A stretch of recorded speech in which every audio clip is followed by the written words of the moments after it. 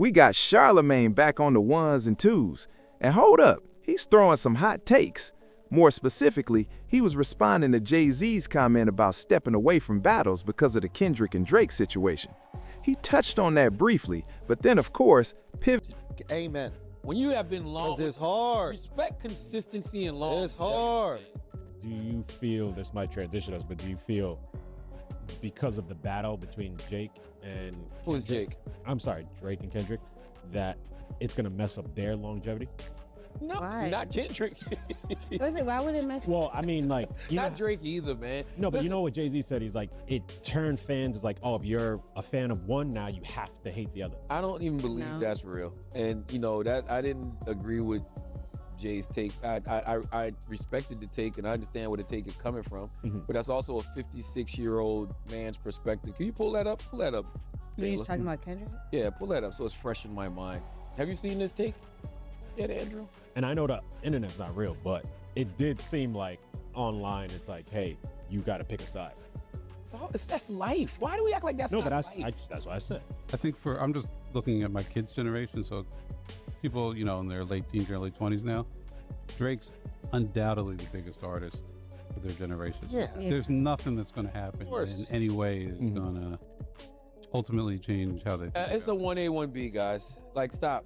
Kendrick And is it's pretty not. big, bro. Kendrick got a Pulitzer Nah. Prize. Why? Not- Think I- Y'all gotta stop. Yo, my kids' lunchroom, they would all start singing God's Plan together or whatever, like it was that. It's a Catholic But school. exactly. What Catholic school? Kids New York City Public School. New York City Public School. It's no fucking Catholic school. Why wouldn't a bunch of Jewish kids sing God's? Now What it's are a we Jewish talking Catholic about? school. So yarmulkes and plaid skirts. I want to go to this school. I gotta check it out. Well, But maybe just because kids are. maybe LA is like that for Kendrick. The Right. world is like that for Kendrick. Yeah. Why do y'all act? Listen, there was a time where Kendrick Lamar had the highest grossing tour of a solo rapper ever. And that was the Mr. Morale and the Big Stepper tour. Right. And I think this new tour that he just went on with SZA, even though Yeah, it was they him and SZA, broke the record. that broke the record. But before that, it was just him. Right. Why do we act like Kendrick Just because ain't y'all don't ever listen to died? Kendrick doesn't mean that he's not popping. He got a Pulitzer Prize, Chris. Then records. Yep. Yeah. You know, Tupac, God bless the dead, definitely went to hell on Biggie. He starts the song off saying, "That's why I fucked you, bitch, you fat motherfucker." Yeah. That was his wife, his mother, his But there children. wasn't the same reaction channel. There wasn't the same reaction channel and clipping economy that adds so much, gas to the flame. But time out. You're right, but the Kendrick Drake battle is very unique. Hmm. Kendrick and Drake battle would have probably been over a long time ago if somebody knew how to take an L. If Aubrey Graham just simply knew how to take an L and didn't do things like sue the record label. No, I think that yes. damage was done before that. No, Damn he it. made it Everything is worse. going, yeah. He sued. I sat here on this podcast, Yeah. told y'all he was going to sue in jest, sarcasm, sort of, Yeah. kind of. When I'm right, it's not sarcasm. But so in jest, right? And he actually did. That is what made it worse. All of the things that have been happening after the fact, all of the Drake fan pages who still can't get over the fact that he just lost the rap battle. So they're constantly digging up stuff, constantly trying to find stuff, constantly trying to, rewrite history just because your guy lost a rap battle. Drake kept this going in a way that we've never seen before. None of us, we've never seen somebody sue after losing a rap battle. Right. That's what makes this seem nastier than what it is. Like, we've seen people get called wild things in rap battles before. Like we've seen people say, "I fucked your baby mom," and this person fucked your wife. And we've seen all of that before. Right. We've never seen nobody sue. That's true. Drake made it worse. Drake and Kendrick battle is not only the greatest rap battle of all time, it's the most unique rap battle of all time. We never saw anything like this. We never saw somebody like Kendrick. We said, who said it earlier? To the victor go the spoils. You said that, Chris? We've never seen anybody get a victory lap like Kendrick. Grammy Awards for a diss record. Super Bowl halftime show because he had such a monster year. Followed up his diss record with an album, GNX, that was critically acclaimed and commercially successful.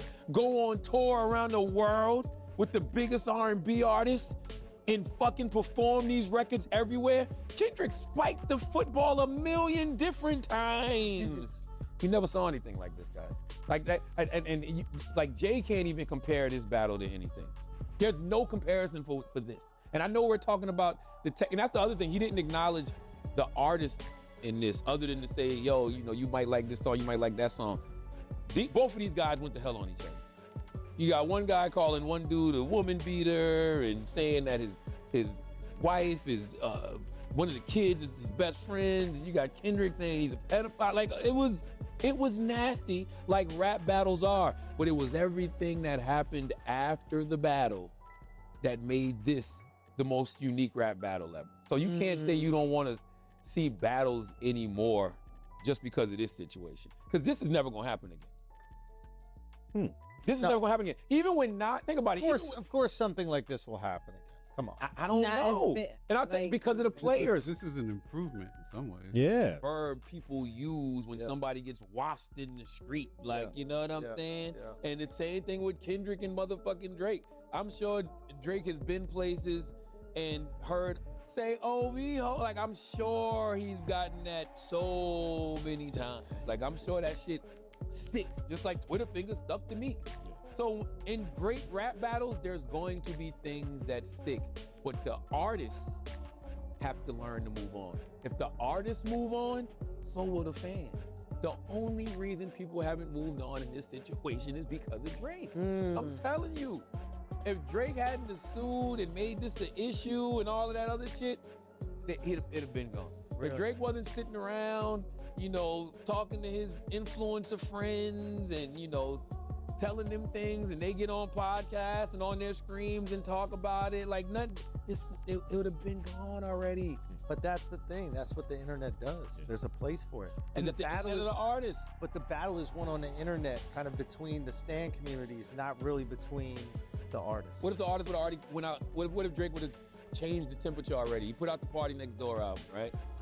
What if he did? What if Iceman might change the temperature? Unless he's still rapping about this shit. We heard snippets from the motherfucker, and he's still throwing shots. Like, let the shit go. If you move on, so will the audience. Now, Charlamagne, the guy, hasn't been a Drake fan for a while. More than a while, he's been more than critical over the years. It's just ramped up, as it is for everybody, due to all the antics after the fact of the battle. So let's get a little history lesson on the back and forth between Charlamagne, Drake, in order to see where he's coming from with his standpoint today. Now, when it comes to rappers that hate Charlamagne the God, nobody places higher on this list and is number one, like Drake. Now, Charlamagne the God has hated on Drake from the inception of his career. Charlamagne the God would even go on the record saying there are 3 sexual orientations, which is gay, straight, and Drake. Like, what does that even mean? Like, am I missing something? Drake beef with Charlamagne the God, the media personality, was an extremely one-sided beef, because Drake isn't the type of rapper to go back and forth like Meek Mill, who's gonna have back and forth with you on Twitter and address every single issue to the public. When Drake released Honestly Nevermind, Charlamagne went on the record slandering his album, saying that it sounded like elevated music, and that he would never revisit this album. Now, to be real though, and honest, Honestly Nevermind wasn't your traditional Drake album with triple entendres and Drake just barring down the entire album. We were fresh off Certified Lover Boy, a hit rap album that had a lot of content, and the style and content of this music from Honestly Nevermind seemed like a downgrade to a lot of people. Now, I've shown you 2 separate situations of Charlamagne being a sick hater, but there's more. Now, in 2023, Drake released Slime You Out featuring SZA, and Charlamagne the God really tried to use a non-existent hype claim around Drake's song to make it seem like Drake was flopping. Now, if there's one thing about Charlamagne the God, he's gonna be a consistent hater. When Drake released Marvin's Room in 2011, he said that Drake was too light-skinned, Drake was too soft. Now, when Drake released Headlines in 2012, he questioned who was Drake filming when he said, "Oh, don't do it, please don't do it. If one of us go in, then we all go through it." Like, what does Drake mean by we all go through it? Like, why is he acting tough? Then when Drake released No Friends in the Industry in 2021, he said that Drake was acting like someone who he's not. Like, why is he acting overly tough? So this just goes to show that when you're Drake, you can never please everyone, you know, because both sides of Drake music always have people upset. As a notorious Drake hater, Charlamagne the God was rubbing his hands like Birdman when the Drake and Kendrick Lamar beef kicked off. Now, this battle was scored before it even started. Here we have 2 opposing sides, one rapper creating hit records in real time about real situations that happened and was speaking the truth and giving rebuttals. Then we have another rapper who created a viral song and a fake allegation, such as Drake being a PDF and him having a secret daughter.